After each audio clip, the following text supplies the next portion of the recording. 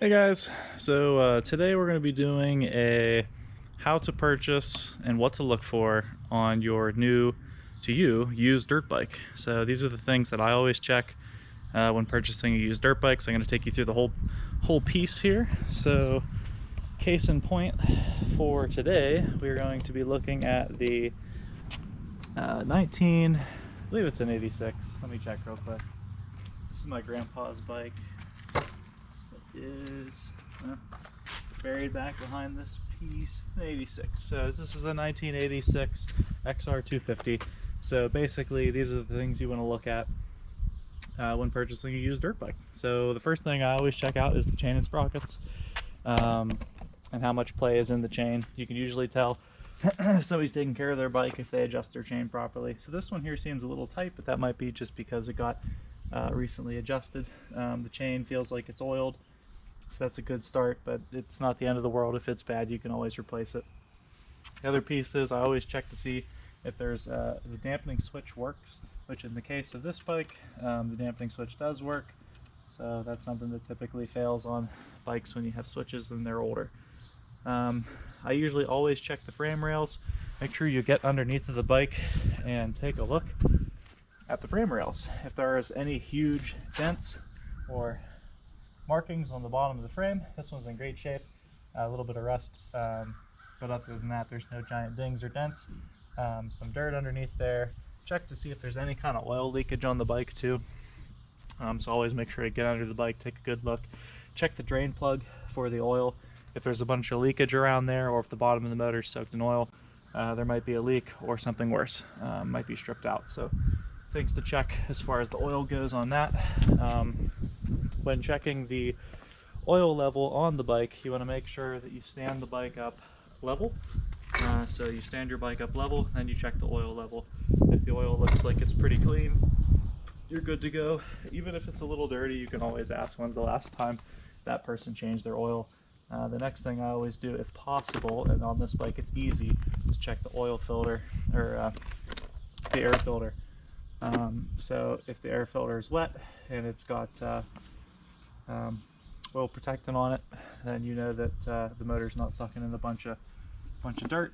So this one's oiled, so you know it's in good shape. So that's pretty much the first couple things I check. I know a lot of people will check bearings too. Grab the back wheel, give it a shake. If it doesn't come side to side, then you know your bearings are in good shape on the bike. Just gonna leave this for now, but yeah, basically those are a couple main things you're gonna want to look at. Let's see here, what else would I look at if I was gonna buy this? I would always check the suspension too. So take your front forks, give them a good press. So that feels pretty decent. Give the back shock a press. If you hear that sound, there's life left in it. If it just boings, then you know that the shock is totally shot. The shock still got some life left in it, which is good, being that it's an older bike. Always check the levers. Are they busted off? Did somebody grind them? Are there any kind of breaks in the frame? So you want to go around your bike, check all the welds on it, make sure there's no cracks in the frame. This one's seemingly in good shape. I don't see any cracks on it, so that would give my seal of approval on that. Check your aluminum swing arm to make sure that the chain didn't rub through on the piece here. This bike and every bike should have a chain guide roller section. Check your rollers, make sure they still spin and they're not wore out. Make sure you check the oil. Like I said, if it's dark, you can ask them the last time they changed it. The only thing I'd be leery about with oil is if you see metal fragments, which I doubt you'd see if you check just the dipstick, or if the color is milky and more of a gray, like gunmetal color, then that's a problem, because there's obviously some kind of metal shavings in the motor. So the key is to do your due diligence while checking out the bike. And the other thing is, how easy is it to get this bike to start? So you're gonna find out if the valves are adjusted properly, if the bike's able to start easily. On the bigger Hondas, not necessarily the 250, but the 400 and the 650, there's a starting ritual. This bike here, I could probably just put it on choke, give it a kick. That's actually top dead right there. Bring it all the way back up the top, and then give it a kick. And usually, you'll get it to fire right up. So, there you go. So, you're going to want to check throttle response as well. If there's any kind of delay in that, it could be a carburetor issue. But this one has good response.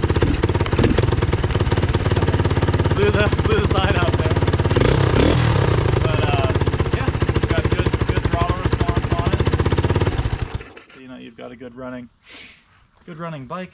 The other thing is I'd take it down the road and just take it through the gears. Make sure all the gears work on it, because that's kind of a key piece if you're going to be riding, obviously. And then secondly, if you're going to purchase any kind of used dirt bike, you're going to want to do your research. So don't expect the person who you're buying it off of to know every single thing about the bike. Not everybody does. So just do your research, go online, look up how available parts might be on this particular model, whether or not you're going to be able to get parts for it, or the parts you're looking to buy for it. If it does require any, you can ask them if there's anything that needs done on the bike right now.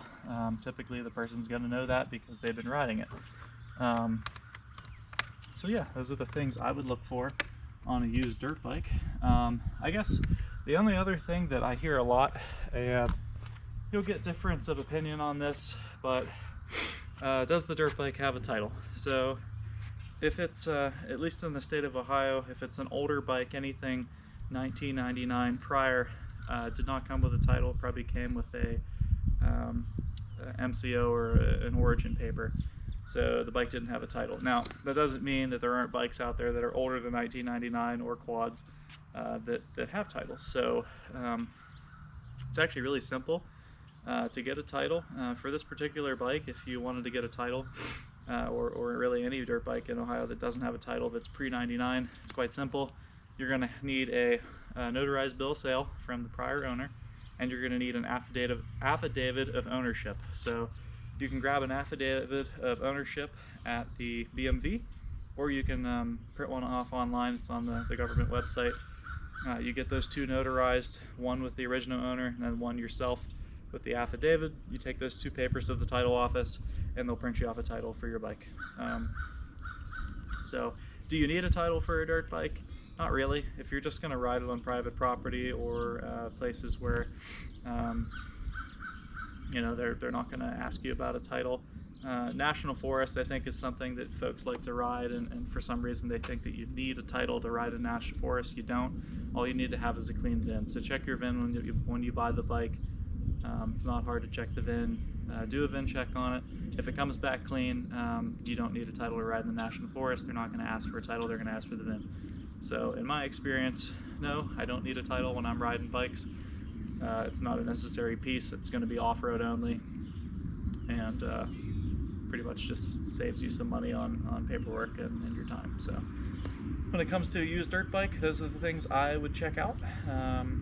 Excessive rust, make sure that the plastics and things don't look super faded. That means the bike was outside, so it had a harder life. This one here, you can tell the plastics aren't really faded, and nothing looks sun damaged, so it wasn't outside except for it to ride. So yeah, basically look for leaks. Make sure you get underneath the bike, look at the frame rails, check out the motor, make sure that the throttle response is good, take it for a ride, and most importantly, do your research on the bike you're purchasing, because at the end of the day, it's your responsibility to understand what you're buying and know that your money's well spent. So yeah, that's basically how to look over a used dirt bike and make sure that you're getting the best bang for your buck and the most fun for your summer riding. So yeah, thank you guys for subscribing, and remember that if you subscribe to the channel, you have a chance to win the custom build that we're working on. Took a week off this week. Pap is on vacation, so it's just me. Did a little sandblasting today on one of our other projects. We're going to be doing a 1974 CT90 restoration, so that's in the works. Actually, I think it's a 79 CT90. restoration. So we're gonna do that after we get the custom build up and running, which should be probably next weekend. So I'll get that filmed and put out probably Sunday morning next week, so stay tuned for that. And as always, put your comments in the comment section below, and ask questions or apply your thoughts to what I have said today. So as always, enjoy, and thank you guys for watching our videos. We appreciate it.